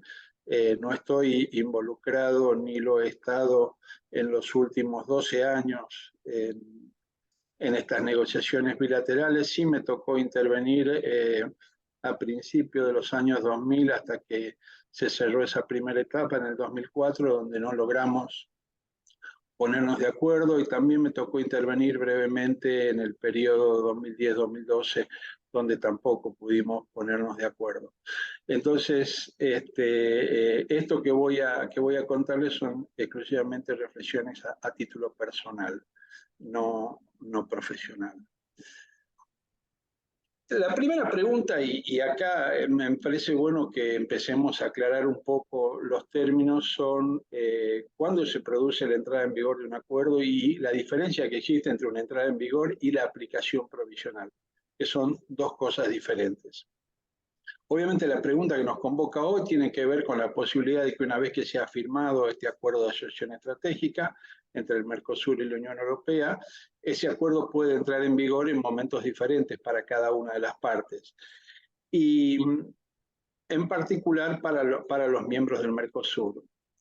Nosotros hemos tenido muchas conversaciones con algunos de los que están acá presentes en este seminario. Hemos hablado mucho sobre el alto nivel de politización, los bloqueos que existen. Carlos Molina del Pozo ha explicado claramente que dentro de la Unión Europea existen algunos estados que son muy renuentes a este tipo de acuerdos, como Austria, Irlanda, Francia, pero bueno, no quiero entrar en esto, sino que no quiero entrar en estos temas, quiero referirme específicamente a la entrada en vigor. ¿Qué es la entrada en vigor? Es el momento en que un acuerdo adquiere plena eficacia, es obligatorio y por lo tanto susceptible de aplicación, y es a partir de ese momento en que se disparan los efectos del acuerdo. Por lo tanto, el primer lugar para resolver esta cuestión, que aún es una incógnita, porque es preciso aclarar que no tenemos un tratado, es decir, alguno se ha referido a un segundo tratado, no es un segundo tratado, todavía no tenemos el primero. Entonces, por lo tanto, todavía estamos negociando y habrá que ver cuál es el texto final de ese acuerdo. Entonces, una vez que tengamos este texto final, se presentan dos escenarios posibles. Hay un primer escenario donde el acuerdo prevé el modo de entrada en vigor. Y esto lo dice la Convención de Viena en el artículo 24.1. Un tratado va a entrar en vigor en la manera y en la fecha en que lo dispongan los estados negociadores. Es un error común pensar de que todos los estados están obligados por un tratado multilateral una vez que ha entrado en vigor. Es decir, un tratado entra en vigor únicamente en el momento en que cada una de las partes negociadoras o firmantes manifiestan su consentimiento para la entrada en vigor, que es un momento distinto al momento de la firma y que puede ser un momento distinto también al de la entrada en vigor. Entonces, esto es si el tratado prevé el modo de entrada en vigor. Si el tratado no contiene una disposición al respecto, el tratado va a entrar en vigor tan pronto como haya constancia del consentimiento de todos los estados negociadores en obligarse por el tratado. Esto también está previsto en la Convención de Viena sobre Derecho de los Tratados en el 24.2. Acá es un escenario mucho más complejo porque el tratado requiere el consentimiento de todos los negociadores. Eso plantea dificultades porque las probabilidades que se reúne el consentimiento de todos los negociadores es difícil y por lo tanto hay un riesgo, digamos, de que el acuerdo, que algún estado se niegue a ratificarlo y transforme a los restantes estados en rehenes de su posición. Hasta donde yo tengo entendido, perdón, voy a volver, hasta donde yo tengo entendido, el acuerdo que se está negociando tendría cláusulas finales. Y esas cláusulas finales incluirían la cuestión de la entrada en vigor del acuerdo. Esto todavía está negociándose. Estamos en ese proceso que se llama de revisión legal, de legal scrubbing, como lo llaman en la Unión Europea, sin que haya un resultado final. Por lo tanto, tenemos un final abierto. Pero es posible, digamos, que cuando se incluyan estas cuestiones, vamos a tener que tener en cuenta eso que mencionaba Alejandro al principio de este seminario, que es que el acuerdo tiene dos ámbitos claramente diferenciados, lo que son cuestiones de naturaleza económica y comercial, por una parte, y el diálogo político y de cooperación, por otro. Y eso hace que en el caso de las cuestiones, en las primeras, las cuestiones de naturaleza económica y comercial, se requiera que el Parlamento y el Consejo de Ministros aprueben el acuerdo, y en cambio, para el diálogo político y cooperación, lo que se requiere es a su vez que los parlamentos nacionales aprueben el acuerdo. En el caso del Mercosur, ya lo explicaba Alejandro, nuestro procedimiento habitual es el de aprobación legislativa y ratificación por parte de los ejecutivos, salvando, digamos, una vez que se haya alcanzado ese acuerdo al que hacía recién alusión Jorge Fernández Reyes en el caso del Consejo del Mercado Común, ¿no? Entonces, actualmente las partes están trabajando y están negociando cláusulas de aplicación provisional. Esto es un escenario distinto al de la entrada en vigor. La Convención de Viena sobre Derecho de los Tratados prevé que los tratados pueden aplicarse de manera provisional si el tratado lo dispone o si los estados negociadores se han puesto de acuerdo en ello. Entonces, acá lo que nosotros tenemos presente es que el capítulo económico-comercial podría ser puesto en vigor independientemente del resto del acuerdo. Acá, como se mencionó, existen antecedentes firmados tanto por la Unión Europea como por el Mercosur. En el caso de la Unión Europea están esos acuerdos con Colombia y Perú, con la Comunidad de Desarrollo de África Austral y con Centroamérica. Entonces, la opción que está siendo considerada en este momento, hasta que los 4 estados parte del Mercosur ratifiquen este acuerdo, es que haya, y esto responde a ese consenso alcanzado en el 2019 e instrumentado a través de esa decisión del Consejo de Mercado Común, de poner en aplicación provisional el acuerdo en la parte económico-comercial, mientras que la del diálogo político y de la cooperación quedarían en algún modo supeditadas a la aprobación por parte de los parlamentos nacionales de la Unión Europea y de nuestra parte también, ¿no? Entonces, acá parecería que si nosotros ponemos en vigencia el capítulo económico-comercial, por un lado se agilizan los tiempos de implementación, y se transforma esto en una especie de incentivo para que los demás estados lo ratifiquen a la brevedad posible o lo pongan en vigor provisionalmente a la menor brevedad posible. Pero también acá discrepo acá un poco con lo que decía Jorge. Yo creo que se perforaría la cohesión del proceso regional y se podría resquebrajar el arancel externo común aún más. Uy, perdón, no sé por qué se fue esto. Se cerró, bueno, se cerró dejo de compartir porque ya estaba terminando. De todos modos, lo que quería decir, voy en 10 minutos, ya termino, Eloísa. Sé que son los 10 minutos, pero básicamente yo creo que lo que sería deseable en este caso es que todos los estados, así como hicimos en el 2019, nos pusiéramos de acuerdo todos en que vamos a poner el tratado en aplicación provisional de manera conjunta y vamos a ratificarlo también de manera conjunta. Yo creo que es bueno y es una buena señal hacia afuera y hacia adentro que actuemos de manera coordinada. Eso es lo que nos propusimos en 1991 y es cómo deberíamos obrar hacia futuro. Después, como decía Federico, tengo muchas capas de otras cosas que podríamos tratar, pero la dejo para el debate. Muchas gracias. Bueno, muchas gracias a usted, doctor Ricardo Arredondo. Magnífica exposición también, muy clara, muy precisa. Silvina, te cedo la palabra. Gracias, Eloísa. Muchas gracias, Ricardo. Vamos ahora a presentar a la profesora Lucián Kleinvieira, que nos está acompañando en este encuentro.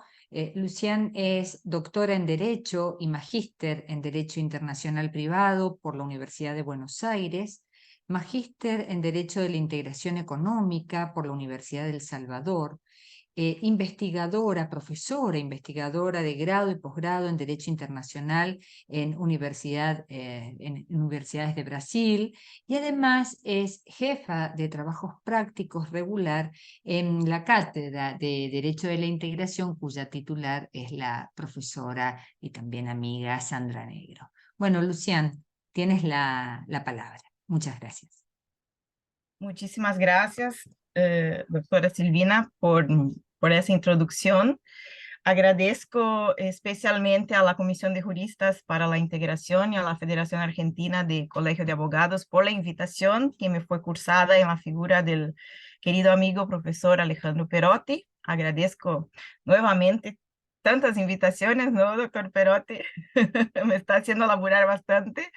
Así que es un honor estar aquí con ustedes y con grandes amigos y con grandes profesionales del derecho de la integración, que respeto muchísimo. Quedar por último para hablar tiene sus beneficios y sus maleficios, ¿no? Muchas cuestiones que fueron acá traídas a colación, con las cuales estoy de acuerdo, no las voy a referir o rescatar, nada más que intentar hacer una suerte de un cierre en términos de reflexión. Más allá que el acuerdo pueda, por ejemplo, la parte del pilar comercial entrar en vigencia provisional, dispensando, por ejemplo, la ratificación de los Estados miembros de la Unión Europea, más allá de la declaración del Consejo Mercado Común del 2019 en Santa Fe, diciendo que es posible la vigencia bilateral del acuerdo, entre otras tantas cuestiones, y los permisivos que sí están dados por el derecho internacional público. Lo que quisiera reflexionar con todos es lo siguiente. Cuando se hizo Asunción, la intención era proponer un desarrollo económico y comercial conjunto, colectivo, mirando al bienestar de los pueblos que integran el Mercosur. La propuesta fue caminar en conjunto para lograr ese desarrollo. Y de esa forma se estableció lo que todos conocemos en el artículo 1 de ese gran tratado, que es el tratado madre de nuestro bloque, Y una de las cuestiones justamente es la determinación que en las relaciones externas del bloque con terceros países se va a fijar un arancel externo común y una política comercial común. No podemos dejar de lado esas cuestiones. Más allá de la discusión que ha habido respecto a la decisión 32 del 2000, en el sentido incluso traída por el doctor Perotti, que reafirma el compromiso de los Estados partes del Mercosur de negociar en forma conjunta acuerdos de naturaleza comercial con terceros países, y que muchas veces hemos escuchado incluso posiciones de algunos países del bloque que, como no ha sido internalizada, no podría surtir efectos, lo que uno sabe que así es, pero revela un poco del espíritu de la integración. No haría yo una interpretación tan literal, gramatical del término negociar, sino más quizá teleológica, en el sentido de que lo que se busca es ese desarrollo, ese accionar en conjunto. Entonces,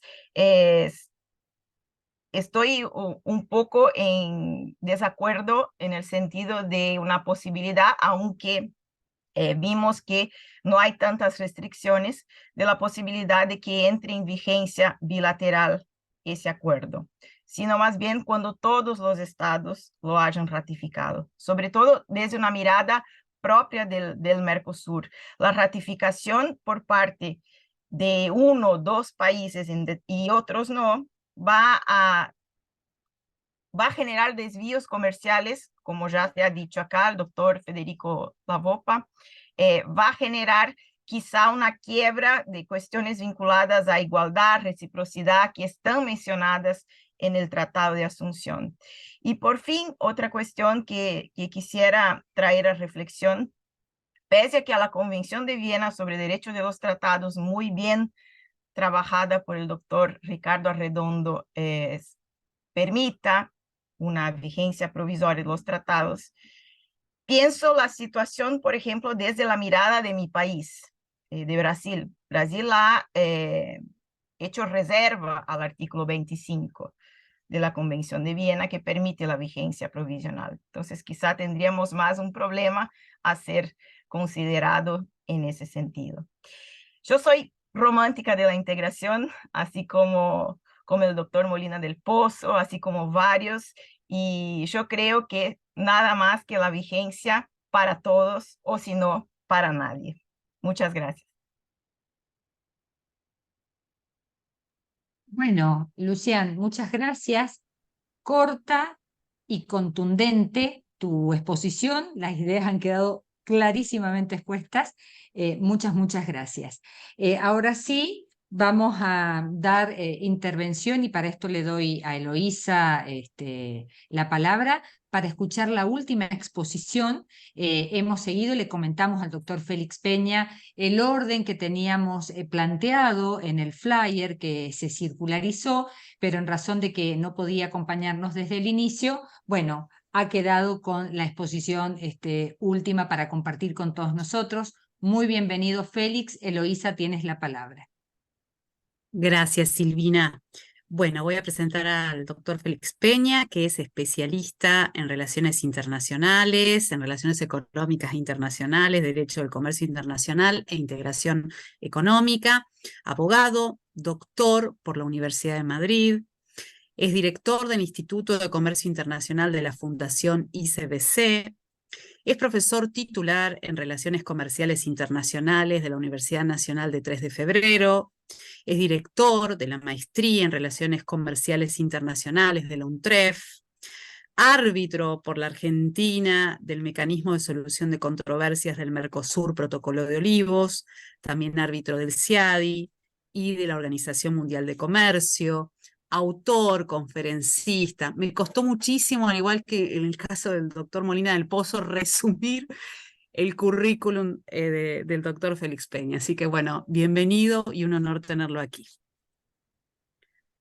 Muchas gracias. ¿Se está escuchando?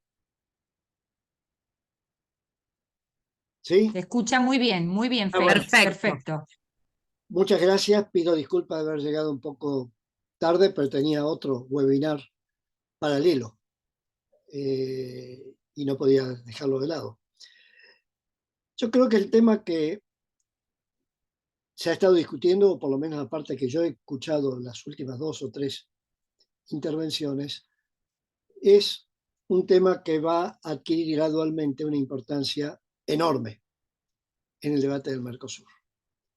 Y cuando digo importancia enorme en el debate del Mercosur, me estoy refiriendo a importancia por ser un tema que de alguna manera requiere, para tener una respuesta específica y aceptable, un enfoque que a la vez sea jurídico, económico y político.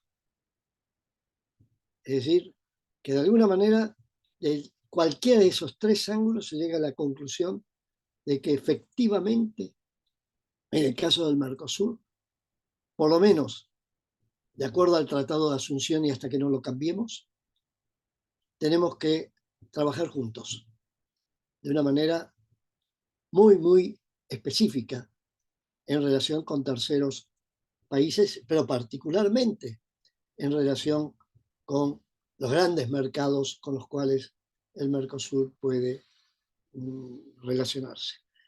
Yo tengo la impresión de que para responder a esta pregunta de esa triple dimensión simultánea, necesitamos de alguna manera remontarnos al origen del Mercosur. Porque al remontarnos al origen del Mercosur, y acá se ha dicho en las 2 o 3 intervenciones que he escuchado recién, al remontarnos a los orígenes del Mercosur, nos queda relativamente claro el por qué desde el vamos se puso el acento en aquello que expresa finalmente el artículo 2 del tratado, la reciprocidad de derechos y obligaciones. Es decir, todos juntos. Todos juntos. Si no lo hacemos juntos, no lo podemos hacer.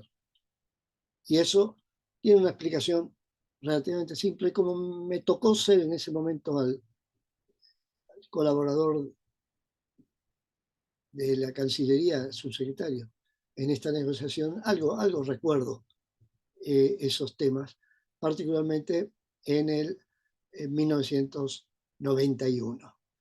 Y de alguna manera la señal que se transmitió con esa redacción, artículo 1, 2, 4 y 5, perdón, y luego del protocolo de Europreto, pues eso fue luego, es que de alguna manera todo esto lo tenemos que hacer juntos. Porque si no lo hacemos juntos, tenemos un problema. Y el problema es que ya no estamos trabajando juntos. Y esta primera consideración, que de alguna manera yo creo que explica, por otro lado, y tiene una explicación histórica, y esa sí me consta fehacientemente de esa explicación histórica, en la decisión de Chile de no continuar participando de la negociación, que es la explicación que recibimos en su momento, y me consta, sin la menor duda, no es que me lo contaron. Chile, de alguna manera, dice, siento mucho, pero no puedo participar de una negociación con las características que está teniendo esta negociación. Y me acuerdo patente, no lo puedo no recordar, lo que días anteriores a esa conversación había visto en alguna foto de origen chileno de la realidad política de Chile, en la cual el ex presidente o ex dictador o ex salía a la foto como senador, es decir, como de una manera de decir, acá estoy presente y por lo tanto esto no lo puedes hacer. Chile anuncia y se le aceptó por los 4 países del Mercosur de que no podían seguir participando en la negociación y de alguna manera 3, 4, 5 meses después de anunciar eso, Chile firma el acuerdo bilateral con Estados Unidos, que era lo que no podía firmar caso que se mantuviera como miembro del Mercosur. Por lo tanto, yendo a las raíces históricas, uno entiende el texto del acuerdo. Y creo que ninguno de nosotros que somos juristas podemos negar la importancia que tiene la explicación de por qué se dijo tal cosa en un texto jurídico. Y lo que se quería bloquear era la posibilidad de acuerdos bilaterales de países miembros del Mercosur con algunos de los grandes países sobre los cuales se estaba negociando por negociar, que en ese momento eran 2, ahora son 3, que eran Estados Unidos, la Unión Europea y ahora es China. Y muy pronto va a ser India y otros. Entonces, es una nueva realidad internacional que tornaba más importante la idea de bloquear la posibilidad de que hubiera negociaciones individuales o posiciones individuales de los países miembros del Mercosur con respecto a su relacionamiento con terceros países. Eso por un lado. Pero por otro lado, tratando de colocar esto proyectado hacia el futuro, teniendo en cuenta la nueva realidad internacional, en la cual de alguna manera va cada vez siendo más importante el reconocimiento de que ya no se trata de 2 grandes bloques, sino que son como mínimo 3 grandes bloques y que por lo tanto no se puede desconocer la posibilidad de que Mercosur llegue a un acuerdo bilateral con China, como tampoco se puede desconocer la posibilidad de que Mercosur llegue a un acuerdo bilateral con Estados Unidos, así como habría un acuerdo bilateral con la Unión Europea. En ese escenario hay que colocar el debate actual sobre el alcance que tiene esta idea de no bilateralizar los acuerdos que el Mercosur celebre con otros países, y en ese sentido le quita relativa importancia a lo que se suele mencionar de otros o 2 acuerdos que tiene el Mercosur con países individuales que no dieron lugar a ningún tipo de restricción, en parte porque el debate que estamos empezando a tener ahora, está reempezando a desarrollarse el debate ahora, no estaba ni siquiera en el background de nuestras discusiones políticas en el momento del acuerdo con Israel y no me acuerdo cuál es el otro acuerdo bilateral que se hizo. Y en todo caso eso no significa sentar un precedente que puede de alguna manera modificar lo que surge de una interpretación estricta del Tratado de Asunción. Y acá yo creo que también de alguna manera hay que introducir un otro factor.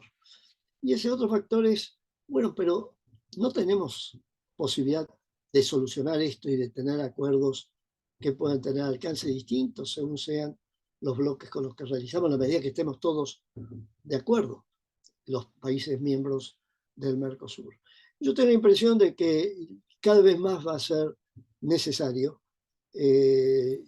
insertar en la agenda del Mercosur, particularmente en la agenda principal de negociaciones comerciales del Mercosur, las negociaciones con los grandes mercados y particularmente la negociación con China. Una negociación que por otra parte tiene un problema, y es el hecho de que uno de los países del Mercosur no tiene acuerdo con China o no podría tener acuerdo con China mientras tenga esa relación especial con Taiwán. Ese es un tema, tiene solución. Todos estos temas tienen solución a medida que se reconozcan que el problema debe ser solucionado.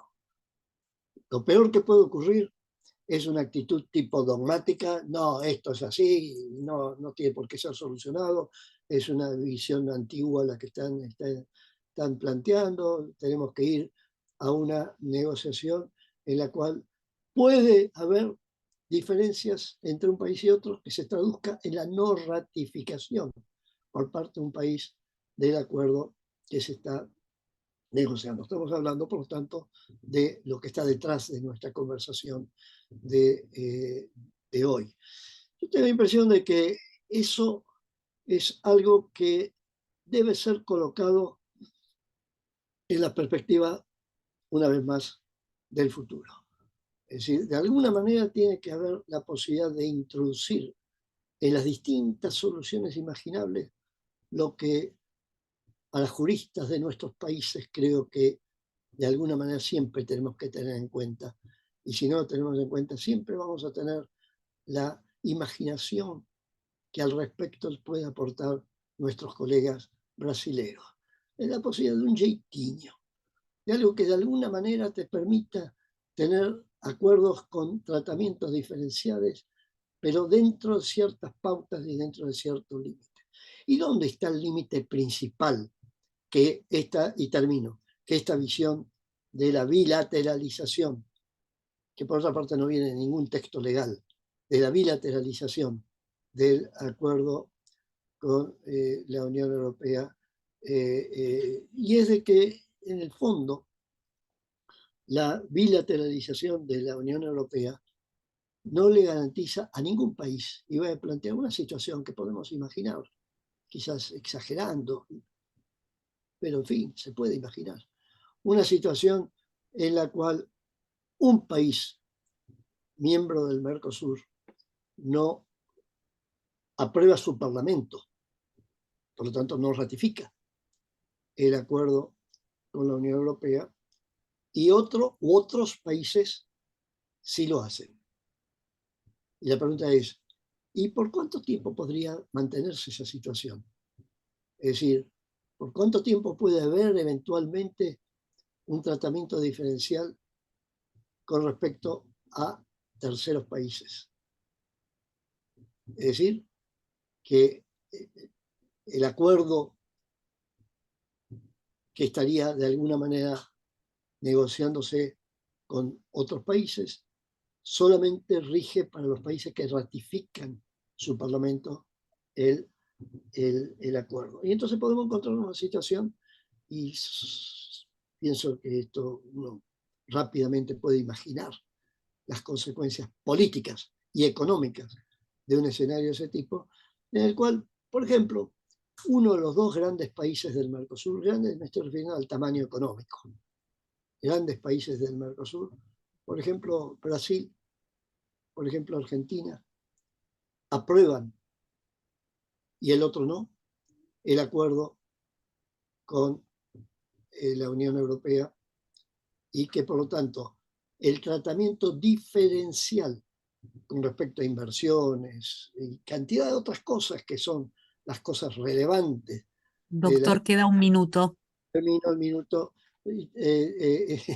Duran no un año, no 5 meses, 20 años. No hay límite en el efecto de la bilateralización.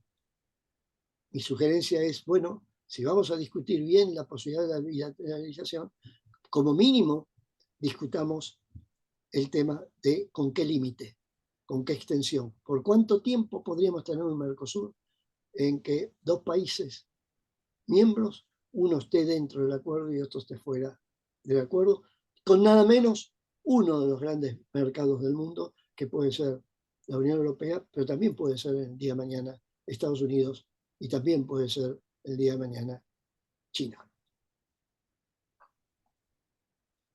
Gracias. Bueno, muchas gracias, doctor Félix Peña. Magnífica su reflexión final, ¿eh? Nos va a dejar pensando. Bueno, Silvina, te paso la Sabes palabra. que a propósito, Eloísa, de lo que estaba hablando el doctor Félix Peña, agradecemos su intervención, Félix, y de las muy claras exposiciones que han tenido los 8 expositores invitados, dejando muy en claro, ¿no?, quienes acuerdan en favor de una vigencia bilateral, de la compatibilidad sobre ello, y quienes entienden contundentemente que no sería posible que jueguen contra una vigencia bilateral. A mí me quedó, a raíz de estas últimas reflexiones y sobre todo de la pregunta que dejó al final Federico Labopa, quiero retomar esa pregunta y plantearla de modo general para cualquiera de los expositores que quiera responderla. Simplemente levantan la mano y vamos viendo el orden. Tenemos 10 minutos para concluir esta webinar, creo que ha sido fantástica y rica en su contenido, y vamos entonces con esta pregunta que hizo Federico. Plantearnos como desafío, ¿no?, este escenario, si en la práctica podría suceder, y vos me dirás, Federico, si estoy interpretando bien tu pregunta, que la Unión Europea pueda ponerlo en vigor con solo la ratificación de un solo país, por ejemplo, por parte del Mercosur. Dejo planteada la pregunta.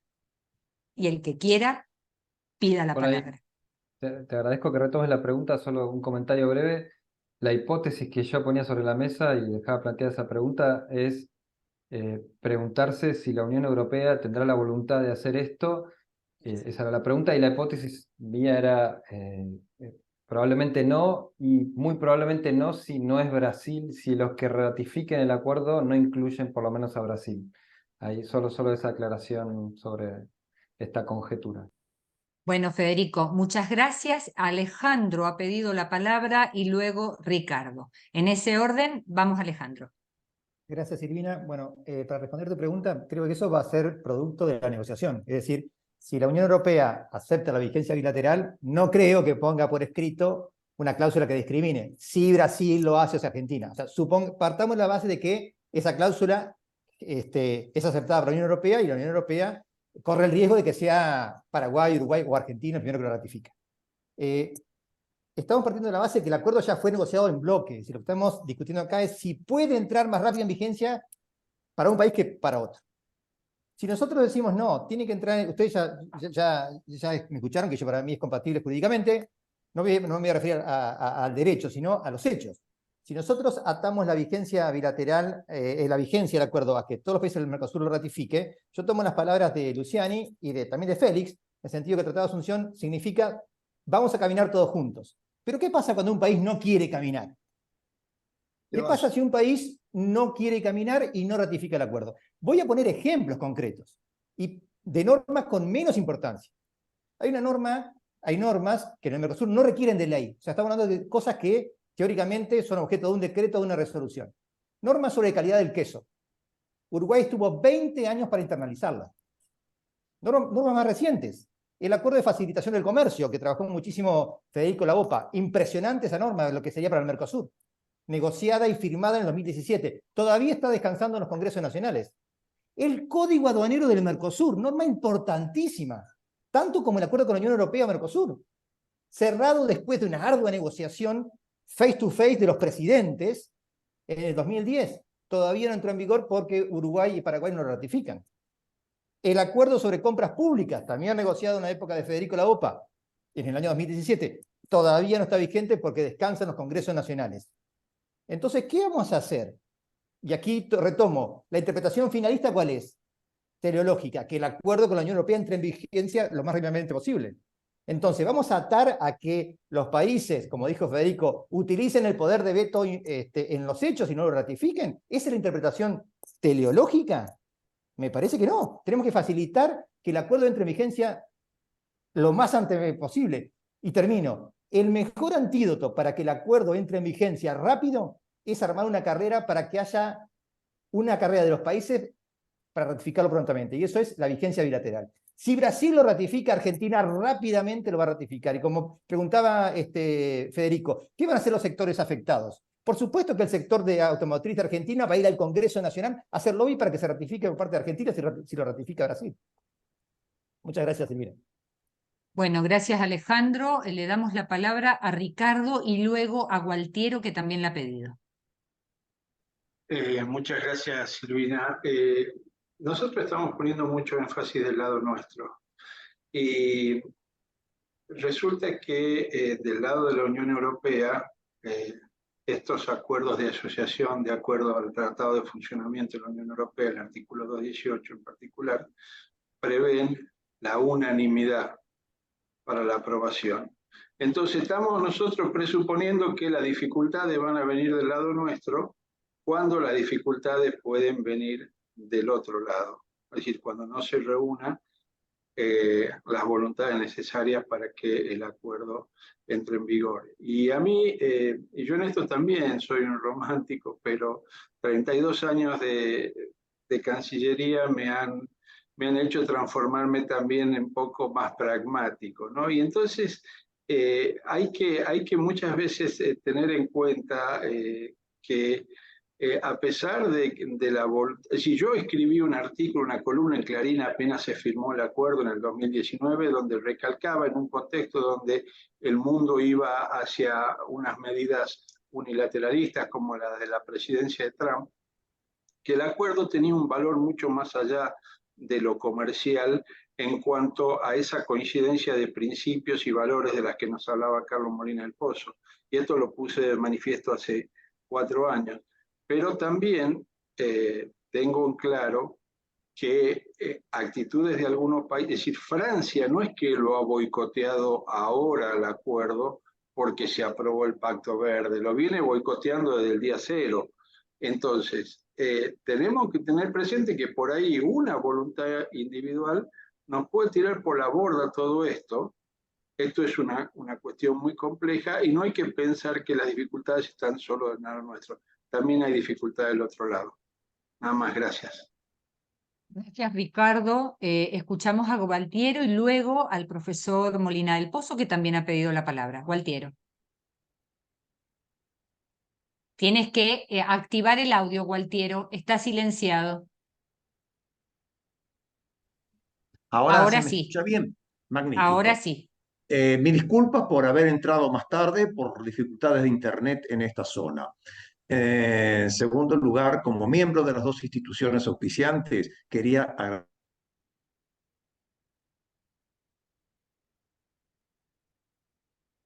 Se cortó.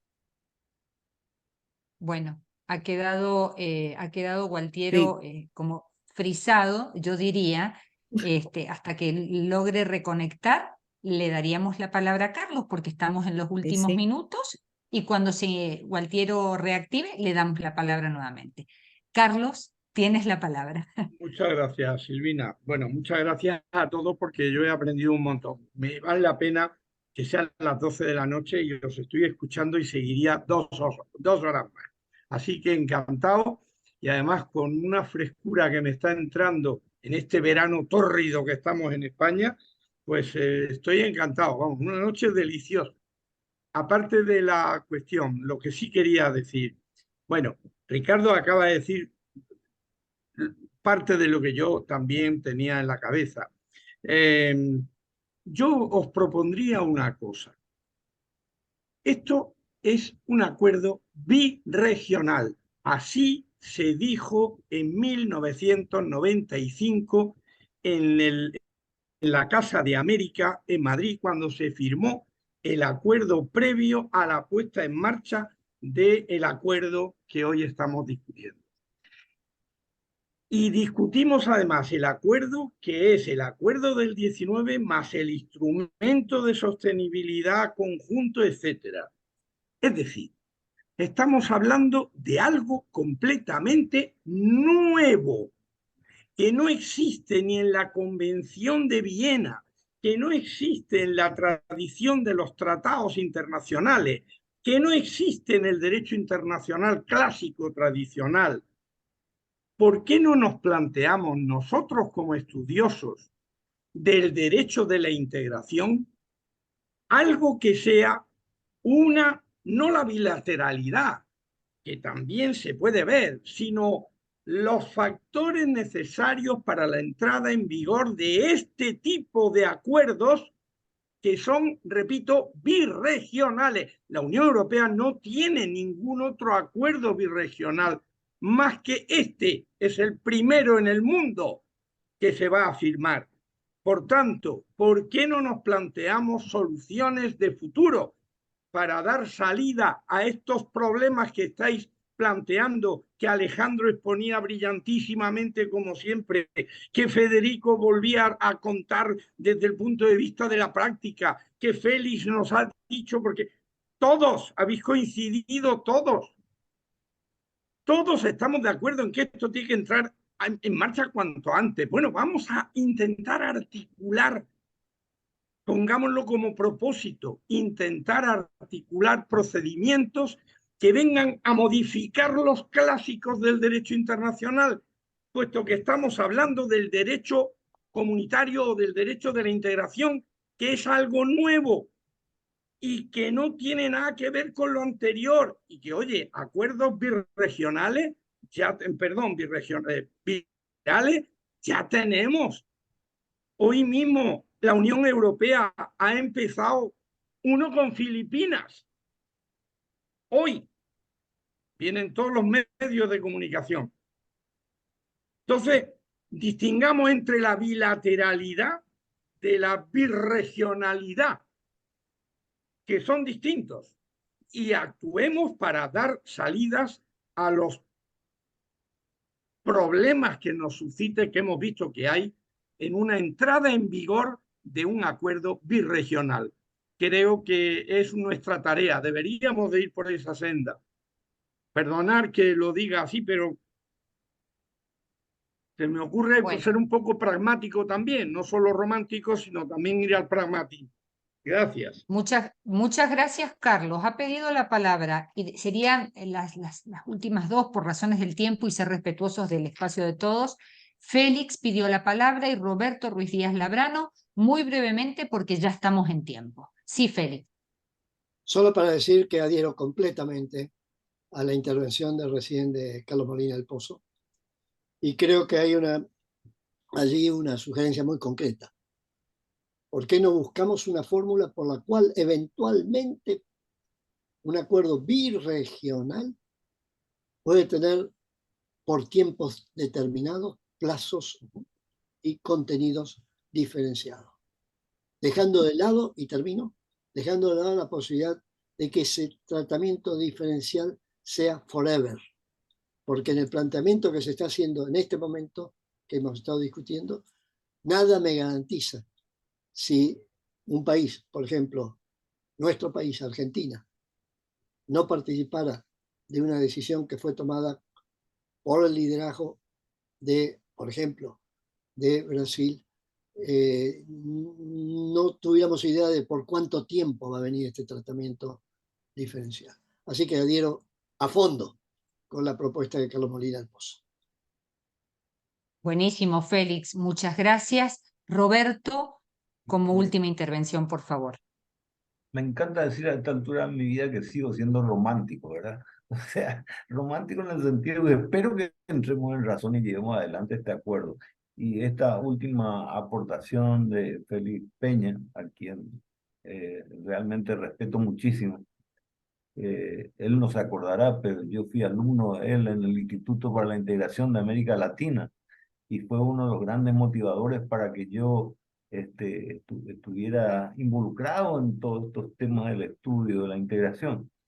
Y sintéticamente estoy de acuerdo con Carlos, y no solamente de acuerdo, sino que creo, vuelvo a reiterar que hay que hacer una política destinada a que esto se ratifique y vaya adelante. Y la aportación última de Félix Peña es muy interesante, lo vamos a analizar. Yo creo que hemos ganado todo aquí escuchando las aportaciones. Creo que este fue un webinar realmente interesante, extraordinario. Y por eso quiero también felicitar a los organizadores, a Alejandro y a ti, Silvina. Estas iniciativas son las que valen, estas son las que te nutren y estas son las que te motivan. Así que muchas gracias por todo lo que han logrado aquí en este panel.